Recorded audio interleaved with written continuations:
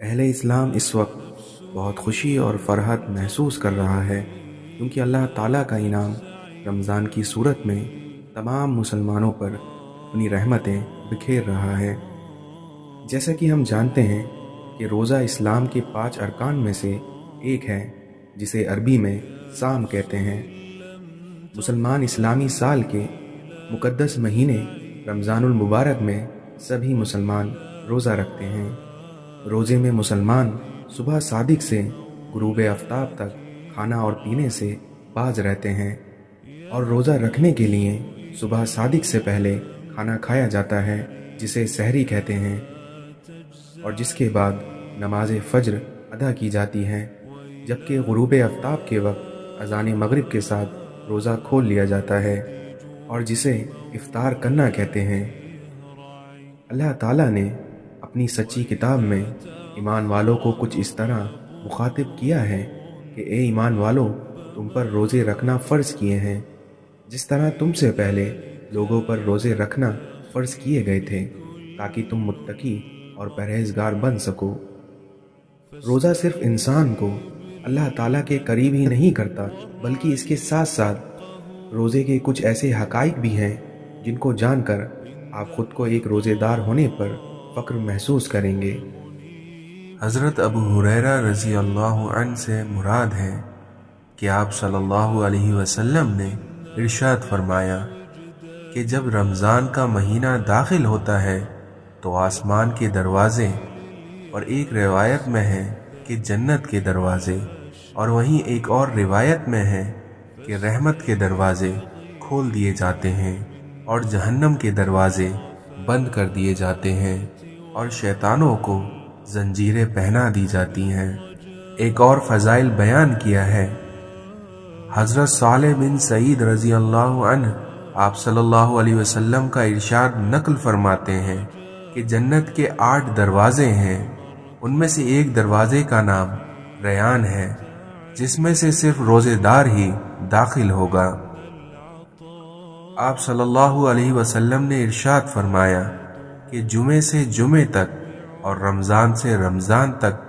تمہارے سبھی گناہوں کا کفارہ ہو جاتا ہے۔ حضرت عبداللہ ابن عباس سے روایت ہے کہ انہوں نے آپ صلی اللہ علیہ وسلم سے یہ ارشاد فرماتے سنا کہ جنت کو رمضان مبارک کے لیے خوشبوؤں کی دھونی دی جاتی ہے، اور جب رمضان کی پہلی رات ہوتی ہے تو عرش کے نیچے سے ایک ہوا چلتی ہے جس کا نام مشیر ہے، اور اس کے جھونکوں سے جنت کے دروازے کھل جاتے ہیں، اور وہ دروازے آپ صلی اللہ علیہ وسلم کے امت کے لیے کھول دیے جاتے ہیں، اور جہنم کے دروازے بند کر دیے جاتے ہیں، اور جبرائیل علیہ السلام کو حکم ہوتا ہے کہ سرکش شیطانوں کو قید کر دیا جائے، اور اس طرح اللہ تعالیٰ اپنے حبیب محمد صلی اللہ علیہ وسلم کے امتیوں کے روزوں کو خراب ہونے سے بچا لیتا ہے۔ آپ صلی اللہ علیہ وسلم نے یہ بھی فرمایا کہ اللہ تعالیٰ ایک منادی کرنے والے کو حکم دیتا ہے کہ 3 مرتبہ یہ آواز دے، ہے کوئی مانگنے والا جس کو میں عطا کروں، ہے کوئی توبہ کرنے والا جس کی میں توبہ قبول کروں، ہے کوئی مغفرت چاہنے والا جس کی میں مغفرت کروں۔ اور آپ صلی اللہ علیہ وسلم رمضان کی اہمیت واضح کرتے ہوئے فرماتے ہیں کہ اگر بندوں کو معلوم ہوتا کہ رمضان کیا ہے تو میری امت تمنا کرتی کہ کاش پورے سال رمضان ہی ہو۔ اور رمضان مبارک وہ مقدس مہینہ ہے جس کے بارے میں آپ صلی اللہ علیہ وسلم نے ارشاد فرمایا کہ یہ برکتوں کا مہینہ ہے، اور قرآن حکیم میں ہے، مسلمانوں کہ تم پر روزے اس طرح فرض کر دیے گئے ہیں جس طرح تم سے پہلی امتوں پر اس سے پہلے فرض کیے گئے تھے، تاکہ تم میں تقوی پیدا ہو سکے۔ چنانچہ ہمیں چاہیے کہ جب اللہ تعالیٰ نے ہمیں سعادت عطا فرمائی اور کوئی سفر بھی درپیش نہ ہوتا ہو تو پورے احترام کے ساتھ روزے رکھیں، اور روزوں کی برکات حاصل کرنے کے لیے دن بھر ایسے طرز عمل اختیار کریں جو تقوی کا تقاضا پورا کرے، اور اگر تقوی کا تقاضا ہم سے پورا نہیں ہو سکے تو روزے کا کوئی فائدہ نہیں۔ اور حضور صلی اللہ علیہ وسلم نے ارشاد فرمایا ہے، روزہ رکھ کر بھی جو شخص جھوٹ اور حرام کاموں کو نہیں چھوڑ پاتا تو خدا کو اس کے روزے کی کوئی ضرورت نہیں۔ اور ماہ رمضان وہ ہے جس میں قرآن اترا، جو کہ انسانوں کے لیے ہدایت کا ذریعہ ہے، جس میں ہدایت کی کھلی نشانیاں ہیں، جو حق اور باطل کے درمیان فرق کر دیتا ہے۔ اس لیے جو انسان اس مہینے کو اپنی زندگی میں پائے اسے چاہیے کہ روزہ رکھے، لیکن اگر کوئی مسافر ہو تو اسے چاہیے کہ ان روزوں کے بدلے وہ دوسرے دنوں میں روزہ رکھے، کیونکہ بے شک خدا بڑا مہربان ہے اور وہ اپنے بندوں کے لیے ہمیشہ آسانی چاہتا ہے، سختی نہیں چاہتا، تاکہ تم روزوں کی تعداد پوری کر سکو۔ روزہ اسلامی ارکان میں سے چوتھا رکن ہے اور روزہ جسمانی صحت کو برقرار رکھتا ہے بلکہ اسے بڑھاتا بھی ہے۔ روزے سے دل کی پاکی اور روح کی صفائی اور نفس کی طراحت حاصل ہوتی ہے۔ روزہ دولت مندوں کو غریبوں کے حالات سے عملی طور پر باخبر رکھتا ہے۔ روزہ شکم سحروں اور فاقہ مستوں کو ایک برابر کھڑا کر دیتا ہے۔ روزہ جسم کو مشکلات کا عادی اور سختیوں کا خوگر بناتا ہے۔ روزے سے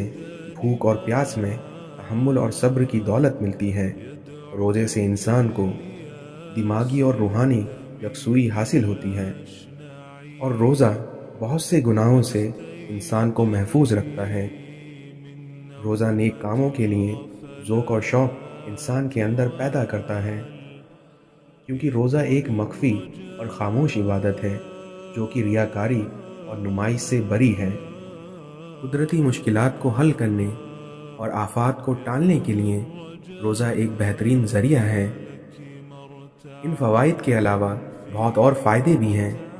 جن کا ذکر حدیث میں کچھ اس طرح موجود ہے کہ بخاری اور مسلم میں ہمیں یہ حدیث ملتی ہے کہ روزے دار کے لیے دو خوشیاں ہیں، ایک افطار کے وقت اور ایک اپنے رب سے ملنے کے وقت۔ اور روزے دار کے منہ کی بو اللہ تعالیٰ کے نزدیک مشک سے زیادہ پاکیزہ ہے۔ روزوں کی فضیلت کا بیان کہاں تک کیا جائے۔ روزہ خود بھی بابرکت ہے اور اس کے لیے سحری کھانا بھی برکت ہے، اور روزہ افطار کرنا بھی برکت ہے، اور وقت افطار اپنے دوستوں میں بیٹھ کر کرنا بھی بابرکت ہے۔ سحری اور افطاری کی خوراک ویسے تو عام ہی ہوتی ہے جو ہمارے روزمرہ کے معمولات میں داخل ہے، مگر روزے دار کے لیے یہ بھی ایک باعث فضیلت اور بابرکت ہے۔ اور جیسے کہ ہم نے حدیث میں سنا کہ روزہ ہی ہمارے لیے اللہ تعالیٰ کے دیدار کا باعث بنے گا، تو اسی بات پر میں اپنے تمام بھائی بہن سے یہ امید رکھتا ہوں کہ ہم اس بابرکت مہینے سے پورا نفع لیں گے، اور اس مہینے کی برکت سے ہم اپنے اللہ کو راضی کریں گے اور اس سے اپنے سارے گناہوں کی معافی تلافی کریں گے۔ اور مجھے امید ہے اپنے اللہ سے کہ وہ ہمارے سارے گناہوں کو معاف فرما دے گا۔ آمین۔